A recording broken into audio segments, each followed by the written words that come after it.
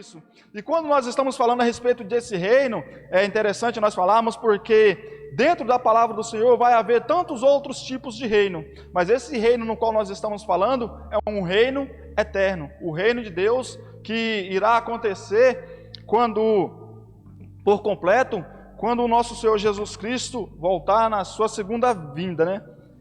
Porque existe, quais são os outros reinos que existem, irmão Welles? Existe o reinado no qual nós havíamos comentado aqui um certo dia aqui, no fundo da igreja, o reinado no qual Deus fez com Adão, no Jardim do Éden, e tantos outros reinados que ele vai praticando no decorrer da história bíblica. Mas só que esse reinado esse reino no qual nós estamos comentando aqui hoje, é um reino eterno. O reino no qual nós almejamos, o reino no qual nós nos entregamos a todo momento, nós buscamos e o qual nós queremos fazer parte. É aquele que nós já comentamos e falamos semana passada, quando o Senhor Jesus vê toda a nossa vida e que Ele achar graça em nós, Ele poder falar assim: vinde, bendito do meu Pai, entrai pelas portas. E aí nós iremos vivenciar essa promessa gloriosa que o Senhor tem. Da mesma forma em que há dois adventos de Cristo, um na carne, que chamamos de encarnação, que foi o que o Senhor Jesus Cristo fez, é o que a palavra do Senhor vai nos dizer em Tessalonicenses, que não teve por usurpação ser igual a Deus, mas antes humilhou a si mesmo. E aí nós vamos entender que essa é a parte da encarnação que o Senhor Jesus fez, e a outra que é em glória, que chamamos de parúcia, ou de segundo advento.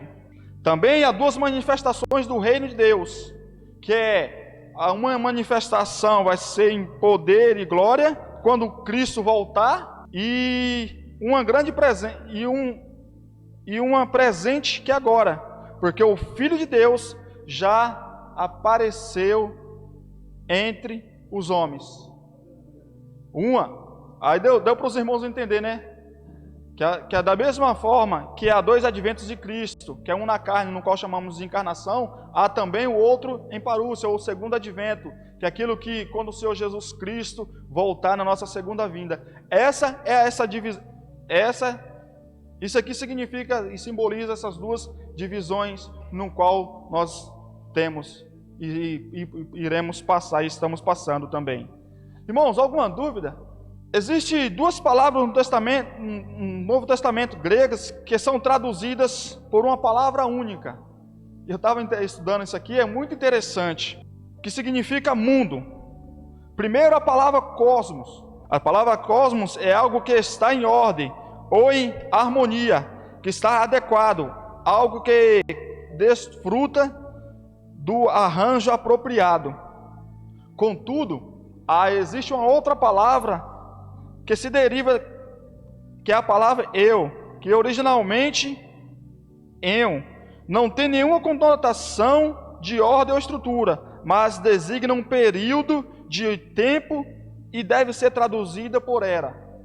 Aí, quando nós passarmos a entender essas duas palavras, cosmos, que é aquele tempo adequado, que é aquela coisa toda certinha, e quando nós passarmos a entender essa outra palavra aqui, eu, que traduzindo ela futuramente, nós vamos passar a entender que ela significa era, que haverá uma divisão, aí nós vamos entender, porque cosmos quer dizer mundo, só que eu vai nos trazer a ideia de era, e aí nós vamos passar a entender que o nosso estudo, ele vai estar nos proporcionando, vai estar trazendo para nós alguns requisitos, e dizendo para nós que existirá duas eras, a era presente e a era futura. Então nós vamos passar a utilizar muito esse termo a respeito de era presente e era futura, presente e futuro. Então quando os irmãos nós utilizando muito esse texto, os irmãos já vão poder entender que essa palavra ela é derivada é derivado da palavra eon, que significa era. Aí nós vamos ter alguns exemplos para que possa ficar mais claro a respeito dessas duas eras no qual o Senhor Jesus Cristo quer nos dizer. Quando investigamos aqui, essa palavra, o Novo Testamento, constatamos que no curso do propósito redentor de Deus, há duas eras, que com frequência são chamadas de esta era ou era por vir. E aí existe um texto em Mateus, capítulo de número 12, versículo de número 32, que diz assim: todo aquele que disser uma palavra contra o Filho do Homem será perdoado, mas quem falar contra o Espírito Santo não será perdoado, nem nesta era, nem na que há de vir. Aí Jesus Cristo traz a ideia daquilo que nós comentamos antes, ele falando a respeito de era, nem na era presente e nem na era futura, a que há de vir. Investigando mais esse conceito, podemos constatar que as duas eras estão separadas pela segunda vinda de Cristo. Qual a diferença dessas duas eras? A segunda vinda de Cristo é ela quem vai separar. Essa presente era no qual nós falamos é a respeito desse momento que nós vivemos agora. Mas essa era futura, ela só vai acontecer depois da segunda vinda de Cristo. Então isso traz uma separação, uma diferença entre essas duas eras. A era futura com a era por vir. A segunda vinda de Cristo.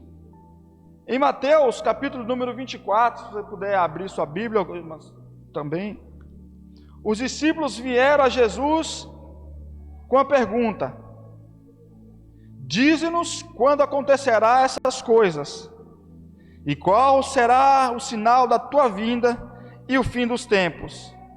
Olha a pergunta que os discípulos fizeram para Jesus. A redação de várias traduções sugere que os discípulos estavam perguntando sobre o tempo da destruição deste mundo.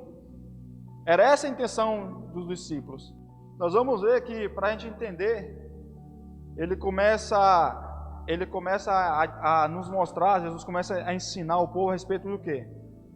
Da blasfêmia contra o Espírito Santo. E aí ele começa a ensinar, a falar para o pessoal, tudo certinho. E no final, Jesus mesmo começa a falar: todo aquele que disser uma palavra contra o Filho do Homem será perdoado, mas quem disser alguma coisa contra o Espírito Santo do Senhor não será perdoado. Aí nós nos perguntamos: mas qual o pecado que não tem perdão? O que a gente pode falar para o Espírito Santo que não tem perdão? Era exatamente o que você quer saber? Tudo. Digamos assim, tudo aquilo que nós fizermos contra o Espírito Santo. O que é que eu vou fazer contra o Espírito Santo de Deus? Qual a blasfêmia que eu vou cometer contra ele que eu creio que eu não vou ter perdão? É muita coisa, irmão, se a gente for ver, porque ele não vem especificando que é uma coisa só. Mas todo aquele que blasfemar contra o Espírito Santo. Então, muitas vezes nós vamos ter um entendimento que existem coisas que eu não posso fazer. Porque antes mesmo que nós sabemos, quando nós já conhecemos o Espírito Santo de Deus, que nós temos ele na nossa vida, nós chegamos para ele, nós não vamos chegar e soltar um rojão contra o Espírito Santo de Deus, porque até mesmo o Senhor ele já vai nos alertar que isso é pecado contra o Espírito Santo. Ou seja, existe um limite para a gente poder fazer certas coisas, se bem que nós não deveríamos nem fazer nem ter esse tipo de pensamento, mas nós, sendo homens, sendo falhos, nós muitas vezes, a nossa carne entra em ação, em vigor, e nós chegamos a um certo ponto que nós pecamos contra Deus, pecamos muitas vezes contra o Filho de Deus, mas não podemos pecar contra o Espírito Santo de Deus. Por que não podemos pecar contra o Espírito Santo de Deus? Porque o Espírito Santo de Deus, ele nesse exato momento aqui, é quem está nos dando força e quem está representando Deus nesse exato momento. É a terceira pessoa da Trindade Santa, Pai, Filho e Espírito Santo. Aí se nós formos fazer uma lógica aqui, digamos, uma ilustração. Nós já vimos que o Senhor, Deus, ele já se apresentou perante o homem em teofania. Nós já vimos que Jesus, ele já desceu na terra, já se entregou por nós, mas ao mesmo tempo que ele se entregou por nós, ele chegou e falou que nós não seríamos órfãos, que ele iria até o Pai e que enviaria quem? O Espírito Santo, o Consolador. Agora nós temos quem para estar conosco? O Espírito Santo de Deus. Aí nós vamos ver que o homem, ele já errou contra o Pai, ele já errou contra o Filho, agora ele vai errar contra o Espírito Santo? Não dá, por quê? Porque aí agora pode ser um pecado que ele vai ter para eternamente, e esse pecado ele pode tirar a sua salvação. Mais ou menos, deu para ficar claro? Mais alguma pergunta? Outro evento que separa a era atual da era por vir é a ressurreição dos mortos. Lemos em Lucas, capítulo número 20, versículo número 34 e versículo número 35, que a palavra do Senhor vai nos dizer assim: Jesus respondeu: os filhos desta era casam-se e são dados em casamento, mas os que forem considerados dignos de tomar parte na era em que há de vir e na ressurreição dos mortos, não se casarão, nem serão dados em casamento. Aqui de novo, o Senhor se refere a duas épocas, não a dois mundos. Nesta era, o casamento é uma instituição necessária, e nós sabemos disso. Nesta era, o casamento é uma instituição necessária. Mas só que vamos entender também que quando nós, como a palavra do Senhor vai nos dizer, que quando nós formos totalmente transformados, nós não precisamos casar mais, porque como diz a palavra do Senhor, os anjos do Senhor, eles não casam. Então, existe essa diferença. Aqui nesse exato momento, nessa era, nós vamos passar por essas coisas, nós vamos casar, nós vamos constituir famílias, mas quando na era por vir, na era futura, essas coisas não irão mais acontecer. Existem pessoas que nos perguntam, lá nós vamos ter memória das coisas que acontecem aqui, nós vamos ter memória das coisas que nós fizemos, nós vamos lembrar de pessoas, nós vamos lembrar de fatos.